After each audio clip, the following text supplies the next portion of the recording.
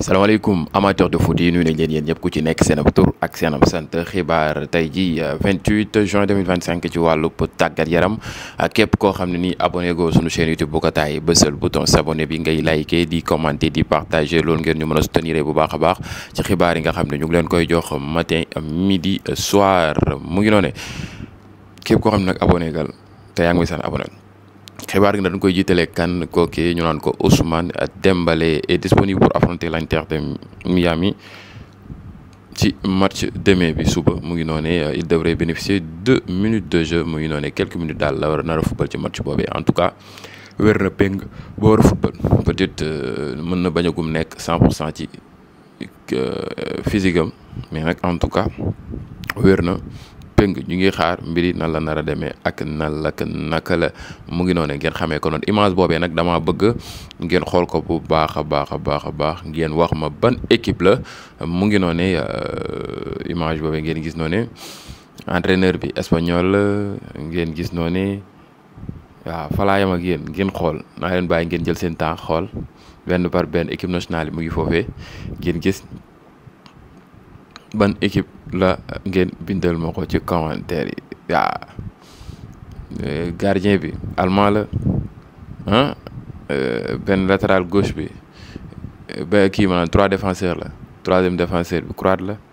am na défenseur boo xam Suisse la beneen défense bi Ouzbékistan mu ngi noonu en tout cas yomb naa xam de ak milieu terrain boo xam ne nii mën naa ni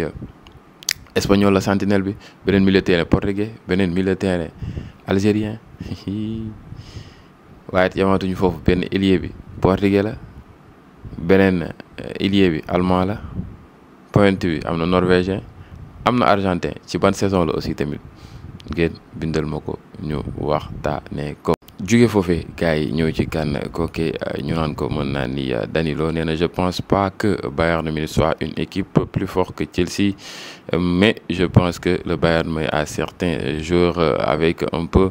plus d'expérience. Chelsea est une équipe très physique, très réactive et cela nous a obligés à être à un niveau physique très élevé pendant le match. moom nag dafay comparer Chelsea ak kooke di Bayern mi nga xam ne ñoom moom lañ am 8e de finale ñoom leen Fluminense nee na daal jàppul na ne Bayern tamit moo gën a diis Chelsea te Chelsea daal keroog daal dañoo am équipe bu physique ba tax nag looloo leen poussé à ce que ñu élever seen effort physique. L'Inter de Miami de Lionel Messi a le parcours le plus difficile pour atteindre la finale de la Coupe du Monde des clubs FIFA 2025 moomee nag moo am yoon bi gën a métti pour dem finale jël finale boobee di Coupe du Monde des clubs bi nag boo xoolee 8e de finale bi contre Paris Saint-Germain la war a am bu ci génnee dafa war a am quart de finale diggante kooki di Bayern Munich ak kooki di Flamengo ku gagné bu jógee gagné foofu noonu te dem demi-finale diggante Real Madrid Juventus bootu mun a montré ku ciy génn dem demi-finale kooku ngay dajanteel ci finale bi nag Manchester City Chelsea Inter de Miami Inter de Milan Botafogo Al Hilal Fluminense Palmeiras ak kooki di Benfica ñooñu ku ci dem finale moom lay am ci finale bi. l'Inter Miami est entré dans l'histoire en devenant la première équipe de MLS à battre un club européen en match officiel mu ngi noone moo doon club bi njëkk a gagné club bu nekk foofee ca Europe maanaam moom mu doon club MLS mu ngi noonu imaginel Messi ak Inter Miami jël coupe du monde des clubs non loolu dina jéggi dayo dina doon loo xam ne daal kenn du ko mës a xalaat. Inter Miami mi nga xam ne ndeysaan ma jàpp na ne ñetti vétéran yi fa nekk noonu xam nga ñeent yi daal ñoo ko xawatee ñu ngi xaar image boobu ngeen di gis noonu kan ak kal la Gavi ak Mamadou Lamine Ryan Yamal Gavi nag ab tent la dóor de di bandulu ma ne nga yam. Como a conclu un accord complet avec Alvaro Morata ainsi qu'avec Milan mu ngi noonu am na accord total ak Alvaro Morata joueur bi ba ci Milan AC mu ngi noonu le club attend désormais l'accord final de Galatasaray pour résilier le prêt en cours mu ngi noonu Como espère finaliser l'opération dans la semaine prochaine moom nag semaine bi di ñëw daal la am yaakaar que ni la war a matal lépp ak kooki di Alvaro Morata ba ci kooki di mën naa ni Milan AC mu ngi noonu Jude Bellingham nag gars yi nee na nag je regarde tellement de jours tellement de milieux de terrain avant je regardais Modric quand j'ai du temps j'aime regarder des actions de milieu de terrain moom nag neen dafay seetaan gars yi lu bëree bëri milieu terrain aussi da leen seetaan dafa daan seetaan kooku di Luka Modric nee na aussi tamit ñi muy seetaan daal dafay bëri nag dafay am temps bu bëree bëri ñu laaj ko nag yaa ngi seetaan sa mag boobu di Jude Bellingham tu regardes aussi ton frère mu ne ko non teg ci ay reetaan li tax loolu mu ne leen déet nag lan chaque jour que jëfee maa ngi koy gis te loolu rek dafa doy je ne le regarde pas je le vois assez déjà mu ngi noonu teg ci ay reetaan kooku di Jude Bellingham un très bon joueur lui aussi tamit vraiment mu ngi noonu ngeen xamee ko noonu waaye it gars yi kooku ñu naan ko mën naa ni Kevin Durant jamono juñ toll nii maanaam John Durant Fenerbahçe moo ko bëgg a jënd Fenerbahçe pousse pour recruter John Durant en provenance d'Al Nassr. Le joueur de 21 ans est très ouvert à un retour en Europe et de rejoindre Fenerbahçe seulement 6 mois après son transfert retentissant à 85 millions d'euros vers la Saudi Pro League. Fala demoon José Mourinho nag veut absolument le colombien et des discussions directes ont déjà eu lieu entre les deux gone gi nag ba dàqut jóge foofee ca Arabie Saoudite delluwaat Europe de même que Al Nassr tamit dàqut bàyyi gone gi mu dem delluwaat foofee ca Europe ñu ngi ko jëndal toll 85 millions d'euros Mourinho mu ngi ci bëgg a teg tànk ngir war koo mën a jënd 6 mois rek la am foofee ca Al Nassr googee am 21 ans lekk fa xaalisam ñëwaat noonu laa ko waxee woon buy ñëwaat fii ak 2 ans 23 ans lay am te instant 21 ans yi ba léegi mu ngi ak moom te mën nañu baat Europe ci yàlla football bi daal maanaam mbirum nandite la waaw bu gën a muus sa morom rek yéey kase waaye gars yi Brahim Mbembo le Camerounais moomee nag a informé na Brentford que ni ak Tottenham que ni Manchester United képp kuntung la bëgg a rejoindre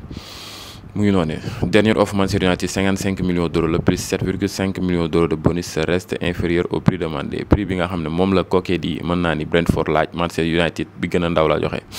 waaw mu ngi noonu waaye te gone gi daal nee na leen man foofee ca fële ca United laa bëgg a dem Tottenham ak ku mënti doon ma ne nga toog sa kër te xam ne ndaysaan teew ma foofu Liverpool nag signé na le gardien boobee ñu naan ko Freddie Woodman gratuite lañ ko signé foofee ca Preston North End moom lañ ko signé foofee mu ngi noonu ngeen xamee ko noonu Ivan Perisic prolongé na contrat ak coquet di PSV jusqu'en 2027 2 ans moomee nga xam ne nag ñu ngi ko doon annoncé Barça finalement bu gisee ne Barça daal ci Nico Williams la gën a sóobu la obligé prolongé xaaratul dara ci mbiri mu ngi noonu ngeen xamee ko noonu est-ce que xam ngeen ne Luka Modric ak Arda Güler foofee ca Real Madrid ñooy joueurs yi nga xam ne mën naa ni ñoom rek a blessé wut saison ren bi waaw après ba Real recensé gis nañ ne lu mat 39 bokk blessure jot nañ ko recensé du 39 jours ñoo blessé nag mënul nekk mais 39 blessures peut-être jour mën na blessé waat saison bi 2 fois ba 3 fois moom la ñu recensé mu ngi noonu boo xoolee Militao mi blessé waat Carvajal mi blessé waat Kylian Mbappé mi blessé maintes fois Jude Bellingham mi blessé waat Vinicius blessé waat Rodrigo mi blessé presque 4 fois foofu nga koy xoolee kon nag 39 blessures la ñu recensé ñooñu di waa Real de Madrid mu ngi noonu ngeen xamee ko noonu waaye gars yi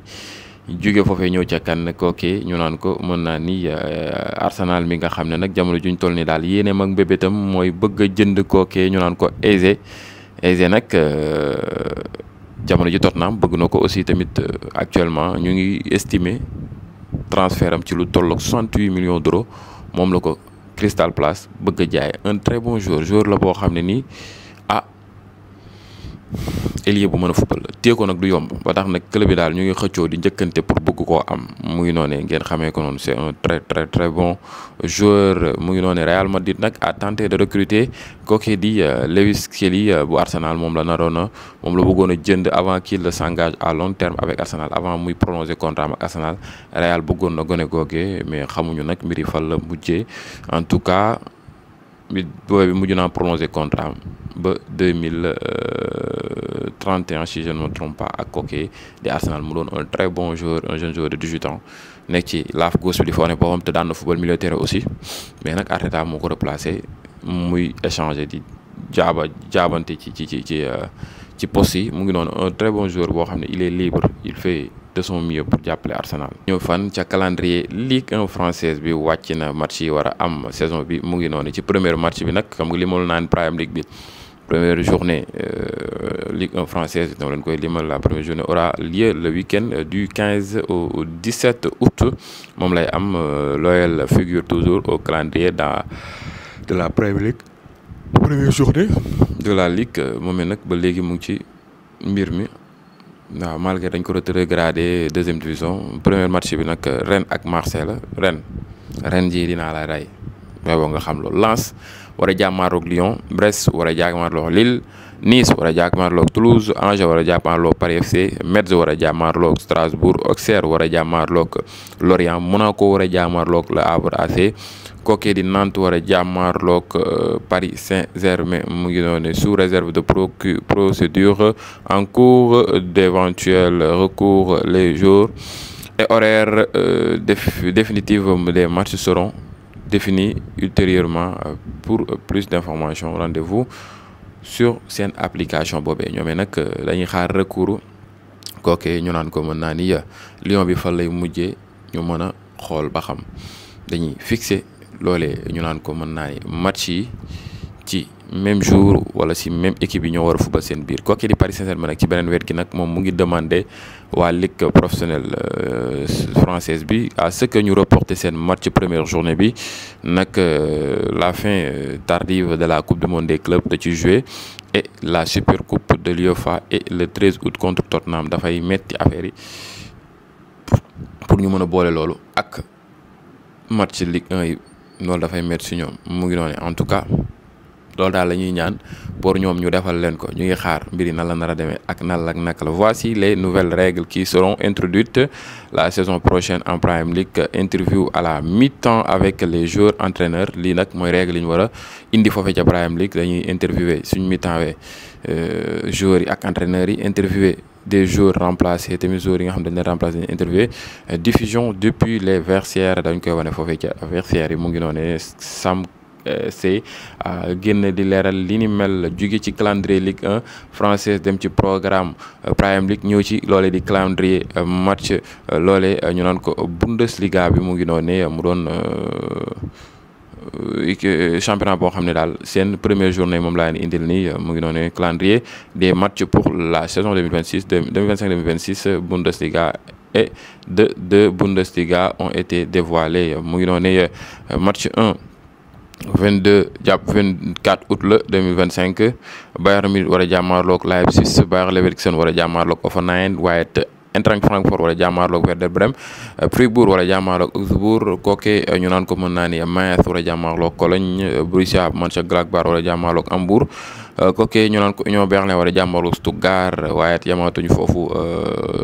Pauli war a jàmmaarloog Dortmund, Eindhoven war a jàmmaarloog Wolfsburg mu doon match yoo xam ne aussi tamit du yomb dana neex dana yëngu dana tegu ci temps mu ngi noonu ngeen xamee ko noonu. Javier Tebas à propos d'un éventuel transfert de Nico Williams au FC Barcelone